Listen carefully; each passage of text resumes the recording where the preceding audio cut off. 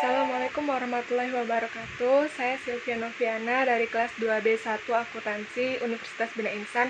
Di sini saya akan menjelaskan mengenai jasa keuangan bank lainnya. Salah satunya saya akan mengambil valuta asing. Valuta asing sendiri merupakan pertukaran atau konferensi mata uang suatu negara dengan negara lain. Contohnya, seseorang dapat menukar dolar Amerika Serikat dengan euro, ataupun Anda ingin menukar dolar Amerika Serikat dengan rupiah. Namun, untuk mata uang yang akan ditukar akan memiliki rate tersendiri. Misalnya 1 dolar Amerika Serikat sama dengan 14.000 rupiah. Dengan demikian, seseorang dapat menukar uang untuk dolar Amerika Serikat dengan konferensi rate yang sudah ditetapkan oleh suatu negara. Transaksi valuta asing dapat terjadi di pasar valuta asing, juga dikenal sebagai pasar valuta asing.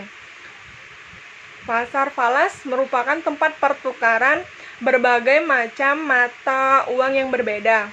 Tentunya, rate harga valuta asing berdasarkan kurs. Kurs merupakan harga mata uang yang akan ditukar dengan mata uang lainnya yang berlaku di suatu negara tertentu. Sistem valuta asing yang berlaku saat ini ada 3 macam, yaitu 1. Sistem kurs bebas atau floating. Floating artinya pembuatan kurs tersendiri dari suatu permintaan dan penawaran dari mata uang asing, sehingga pemerintah tidak ikut campur dalam menentukan kurs mata uang yang akan ditukar. Misalnya, Anda akan berbelanja di sebuah marketplace terbesar di dunia.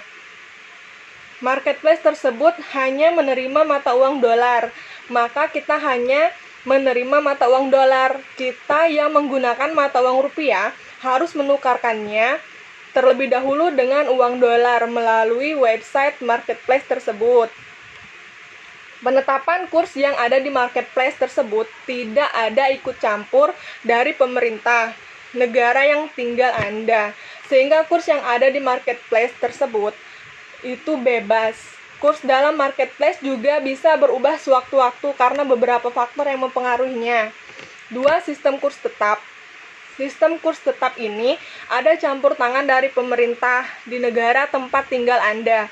Sistem kurs ini juga ditetapkan oleh Anda. Sistem kurs ini ditetapkan oleh bank sentral yang secara aktif terlibat dalam transaksi falas.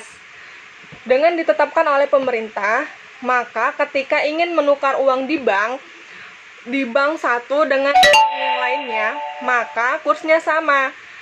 Kemudian pihak bank juga tidak bisa mengubah kurs sendiri, sebab ada keterkaitan dengan pemerintah.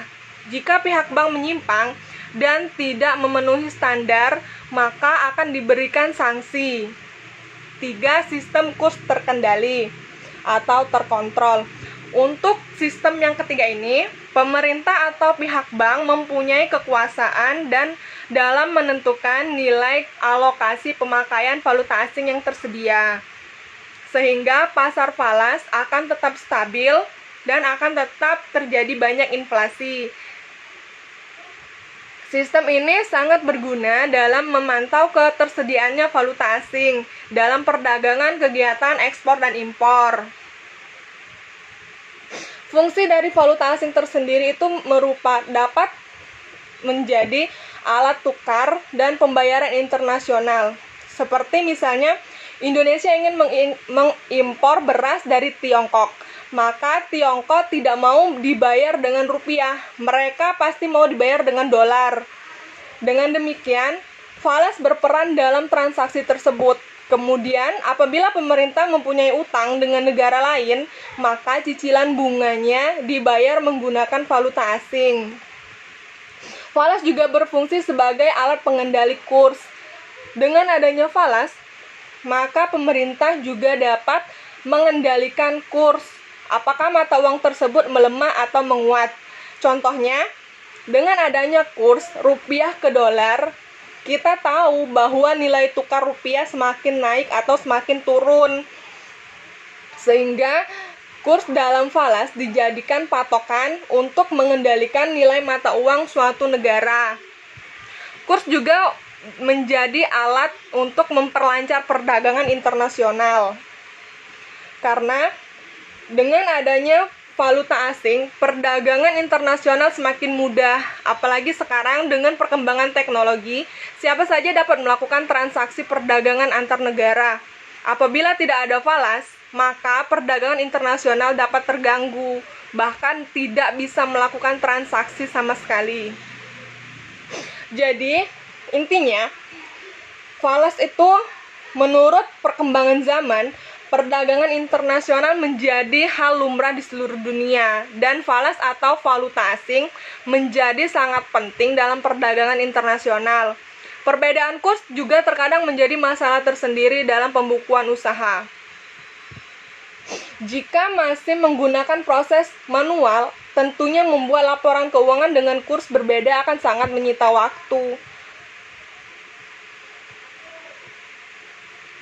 Jadi menurut saya, dengan menggunakan jasa keuangan lainnya, yaitu valuta asing, kita bisa menukar uang dalam mata uang negara lain yang sangat berguna bagi kita sendiri maupun perekonomian suatu negara. Terima kasih, itu penjelasan yang saya berikan. Semoga bermanfaat dan wassalamualaikum warahmatullahi wabarakatuh.